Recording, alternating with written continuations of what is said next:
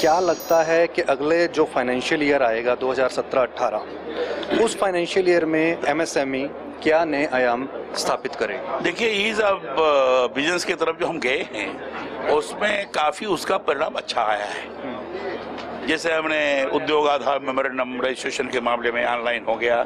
अभी इस समय साल भर के अंदर ही 32 लाख से ज़्यादा हमारा रजिस्ट्रेशन हो गया जी, जो 2006 से लेकर अब तक नहीं हुआ था जितना जी। इसी ढंग से उद्योग आधार ये डाटा बैंक हमने किया है, वो भी माइक्रो स्मॉल बाइफार्केट करते हुए उसको हम करते रहे, उसका बड़ा लाभ मिला है। ये हमने framework for revival and rehabilitation of the enterprises, इसमें कई जो सिक एनपीए होने वाले थे उनको हमने ठीक किया है।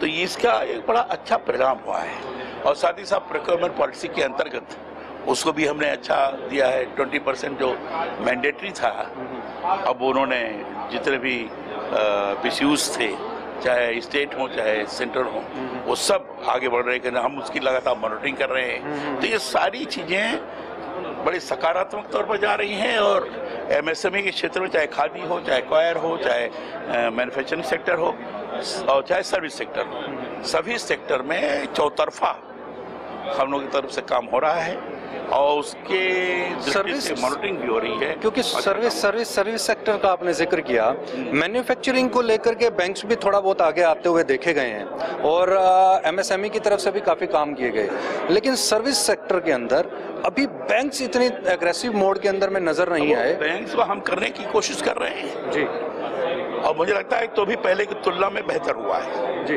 और दूसरा सबसे बड़ा इम्पोर्टेंट जो सवाल है वो ये है कि एक्सपोर्ट को लेकर के जो मार्केटिंग स्ट्रेटेजी है एमएसएमई को लेकर, मार्केटिंग स्ट्रेटेजी हमारी ठीक चल रही है। हम अब्रॉड में भी अपने एग्जीबिशंस लगाकर जो भी एक्सपोर्टर्स हैं उनको ले जा रहे हैं और यहाँ से भी लोग, यहाँ भी बायर्स और जो मीटिंग्स भी हो रही है। तो एक अच्छी स्थिति का निर्माण किया है, उसमें भी बढ़ोतरी होगी और मुझे पूरा विश्वास है कि आने वाले समय में जबरदस्त तरीके से एमएसएमई लोगों के सामने प्रस्तुत होगा।